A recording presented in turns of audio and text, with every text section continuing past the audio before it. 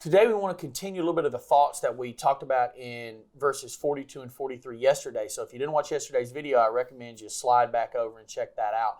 It starts in verse 44.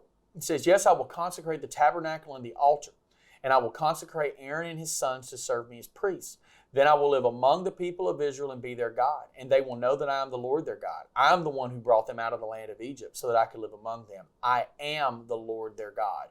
So he says there, I will consecrate. We talked about this a little bit yesterday. It was God who made the tabernacle and the altar and all of these things holy at the end of the day. It was His presence. Yes, they went through the steps they were supposed to go through.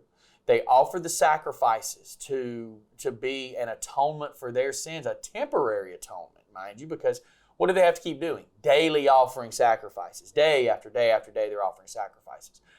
But at the heart of all of it was obedience. At the heart of all of it was their willingness to submit to God and His authority. Because at the end of the day, it was God who really consecrated and made it holy. They went through the proper steps, but God told them the steps, and at the end of the day, it was His presence that did this. And He continues talking about Aaron and his sons to serve me as priests. So Aaron and his sons were intermediaries. They served the people in the presence of the Lord, but more than anything else, they served God. Their allegiance was to the Lord, and by doing that, they also served the people. It was important to minister to the people and to teach them and to guide them in worship, but it was even more important for them to minister properly to the Lord in how they approached Him and what they did. That will be a problem moving forward when you get over to the book of 1 Samuel.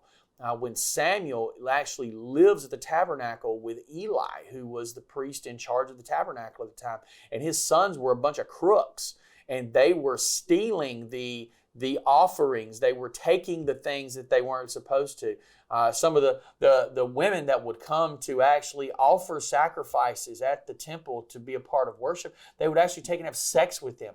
They were awful. And eventually God kills all of them because they were not serving the Lord as they should. And at the end of the day, all of this was so that they would know the Lord their God, right? God wanted to show His glory through the tabernacle, through the priests, through the worship, all of these things. The glory of the Lord appears before the people, right? When they actually perform all of these ceremonies that are being described to Moses as he is, remember, he's still up on Mount Sinai during this. It actually happens in Leviticus 9. Listen to what Leviticus 9, 23 and 24 tell us about the results. It says, "Then the glory of the Lord appeared to all the people, and fire came out from before the Lord and consumed the burnt offering and the fat on the altar. When all the people saw it, they shouted and fell on their faces." So all of this was, at the end of the day, to bring people to worship Him so that they would know the Lord their God. Fits beautifully. The priest's purpose was to serve God and by proxy serve the people. They were the intermediaries. But at the end of the day, it was all about them knowing the Lord. All of these were steps of obedience and submission that brought them into the presence of God.